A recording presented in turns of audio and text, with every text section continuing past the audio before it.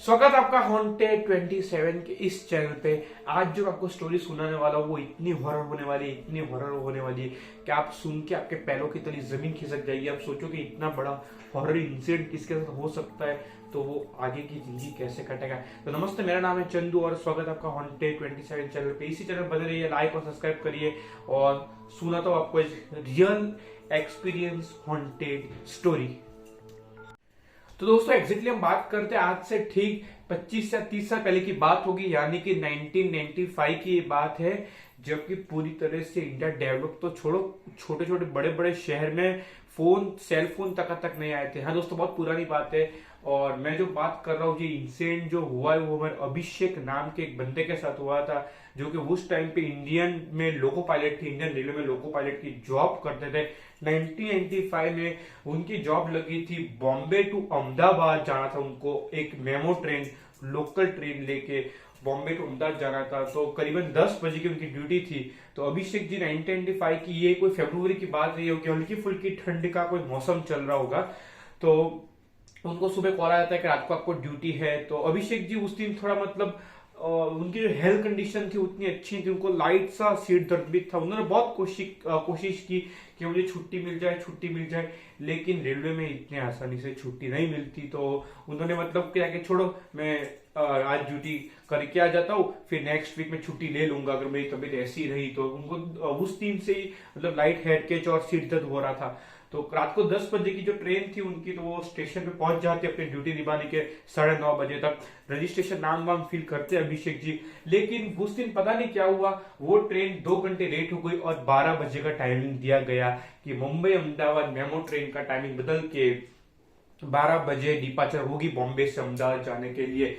तो अभिषेक जी को और थोड़ा सा गुस्सा आ गया कि यार एक तो तबियत खराब है, ऊपर से 2 घंटे और डिले हो गई ट्रेन। तो बहुत ही वो निराश हो गए। लेकिन जैसे जैसे समय बीतता गया, लोको पायलट और ड्राइवर की जो बातचीत होती रही उसमें टाइम कट गया। अभिषेक जी के साथ 2 बंदे और थे इंजन में बैठे हुए, एक तो ड्राइवर एक गार्ड साहब बैठे हुए थे। तो जैसे 12 बजते उनको ग्रीन सिग्नल दिया जाता है कि अभिषेक जी आपकी ट्रेन प्रस्थान करे। और अभिषेक जी अपनी ट्रेन को प्रस्ताव करते। ठंडी का मौसम था, हल्की हल्की ठंडी लग रही थी। तो खिड़की उड़की बंद थी ट्रेन की और ट्रेन का सफर शुरू हो गया। वक्त वहां तक तो सब कुछ ठीक ठाक चल रहा था, लेकिन जो इंसिडेंट होने वाला है वो थोड़ी देर आगे जाके इतना भयजनक इंसिडेंट होता है दोस्तों कि अभिषेक जी पूरी लाइफ नहीं भूल पाएंगे उसको। अभी भी जब वो रात याद करते हैं तो वो कांप उठते हैं। तो चलिए कहानी को आगे लेके जाता हूँ, तो आके पता चलेगा कि क्या इंसिडेंट उनके साथ हुआ था।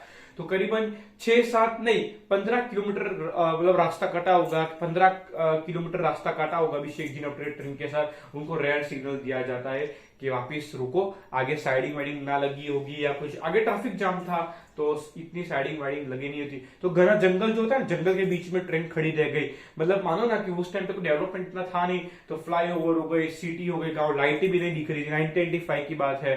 तो पूरे घने जंगल में उनको ट्रेन को खड़ा कर दिया गया बीचों बीच के रुको। और करीबन आधे घंटे तक उनकी ट्रेन को खड़ा रखा तो भी सिग्नल नहीं मिला।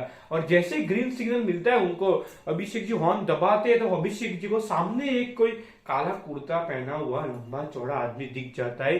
जो वो नहीं आता है, कांच में से फ्रंट मिरर में से दिख जाता है कि भाई ये क्या है, हॉर्न मारा है, अब तक तो कोई बंदा दिख, लाइट चालू है, आसपास गांव भी नहीं, तो बंदा इतनी रात को पटरी पे क्या कर रहा है, हॉर्न दबाए जा रहे हैं। वो बंदा वहीं से नहीं उतर रहा है, उतर ही नहीं रहा है। वहां पटरी पे से निकल ही नहीं रहा है। ऐसा करके लगातार वहीं बैठा रहा, खड़ा बैठा ही रहा पटरी पे, पहले खड़ा था फिर बैठ गया पटरी पे। तो अभिषेक जी मुझे नीचे उतरना ही होगा। वो जय बजरंग बली का नाम लेके नीचे उतर जाते हैं, लेकिन उनको गार्ड और ड्राइवर बहुत चिल्लाते हैं, मत जाओ। कुछ इतना बड़ा गांव के लुटेरे भी हो सकते हैं, उनको ऐसा लगा, क्योंकि गांव है ही नहीं, आजू बाजू जंगल ही जंगल है, आसपास कोई दिखने वाला नहीं है। तो ये बंदा आया कहां से, काला कुर्ता पहना हुआ। जैसे इंजन से उतरे हैं, अभिषेक जी उनके पास गए हैं, तो अभिषेक जी जैसे उसको पकड़ने गए तो एकदम आर पार हो गए। एकदम जैसे आर पार कैसा होता है, एकदम आर पार हो गए, जैसे कोई शैतानी शक्ति हो, वो आर पार हो गए दोस्तों। तो इतना अभिषेक जी ये क्या हुआ मेरे साथ, पीछे से उन लोग चिल्ला रहे, आ जाओ अभिषेक जी आ जाओ, कुछ गड़बड़ अभिषेक जी, आज कुछ गड़बड़, अभिषेक जी कुछ पता ही नहीं चल रहा है, वो बजरंगबली का ही नाम ले रहे कि मेरे साथ ये क्या हुआ। फिर जैसे अभिषेक जी आप इस पीछे पलटे हैं, वो गिर गए अपने पैरों के बले नीचे पटरी पे, उनको सीट पे लगा और वहीं बेहोश हो गए पटरी पे। और जैसे ही सुबह आंख खुली, वो अहमदाबाद के एक बड़े हॉस्पिटल में उनकी आंख खुली।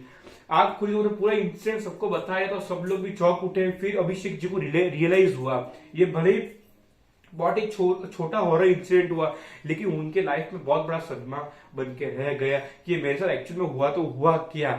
क्योंकि जैसे काला कुर्ता पहना हुआ आदमी तो था ही नहीं, वो शैतानी शक्ति थी। अभिषेक जी ने मान ही लिया था कि मुझे कुछ शैतानी दिख गया था। वो अच्छा, वो बजरंगबली का नाम लिया तो उसमें बच गया, वरना मेरी मौत पक्की थी। उनको इधर चोट आई थी, इधर चोट। और आज भी वो, हालांकि अब तो रिटायर्ड हो चुके हैं मतलब जॉब से, लेकिन वो रात को याद करते हैं ना तो आज भी कांप उठते कि ये मैंने क्या देखा। अच्छा, वो बजरंगबली का नाम लेके मैं नीचे उतरा था, पता नहीं उस दिन मेरे को क्या हुआ ऐसा, मेरी तबीयत भी अच्छी नहीं थी और मैं क्या करने चला गया था।